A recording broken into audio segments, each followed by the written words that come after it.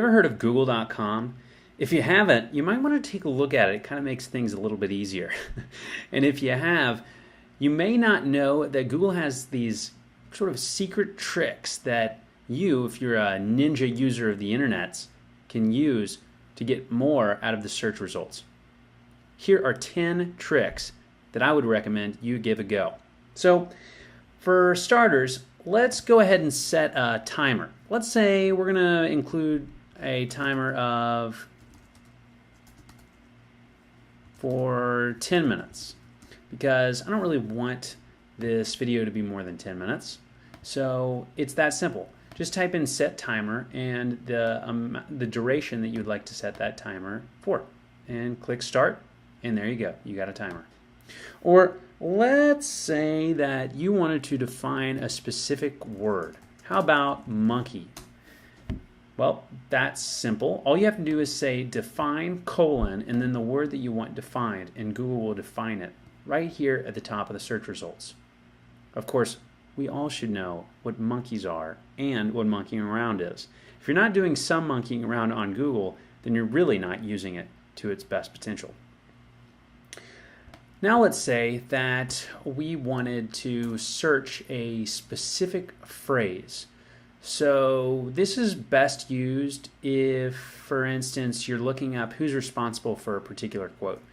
Now, to use a specific phrase or maintain the arrangement of words in a phrase, then you just wrap them in quotes. So let's say I'm looking up the phrase to infinity and beyond. I'll just wrap that in quotes, and I can see that Buzz Lightyear said to infinity and beyond. Again, I don't know why you'd have to search that. Everybody on this earth knows that Buzz Lightyear was responsible for saying that, but just for demonstration purposes, you get the drift. Now, let's say we are searching for a DSL camera or something like that, but we only wanted to search in a specific price range. Well, what we can do is look up digital SLR camera and then specify that number, that price, by, it's like a range essentially, by adding these dots in between those prices. And what you'll see is that it starts picking up these specific prices in the search results, which is super, super cool. And it's just 2 periods. Now, let's say that we wanted to find a percentage of something. So, like the other night, I was at this really swanky place, and I ended up getting stuck with a check because I lost at credit card roulette. And the price was $500. So the service was pretty good. I decided that I wanted to give them a 35% tip, but I didn't know off the top of my head what 35% of $500 was because, well, I had had a few liquids that night. So I can type that in, 35% of 500, and get the result, which is 175 US dollars.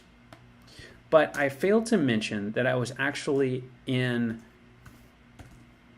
Asia. So I needed to convert 175 US dollars to yen. And you can do that. You can do currency conversion by putting in the dollar figure, for instance, to the other currency type. And it pumps out the fact that I need to add a tip of approximately $17,879 or 79 yen. Now, to the important stuff. Let's say that I wanted to find an animated GIF. And animated GIFs are kind of guilty pleasures. But on a more serious note, what if I wanted to look up an animated GIF of Chuck Norris?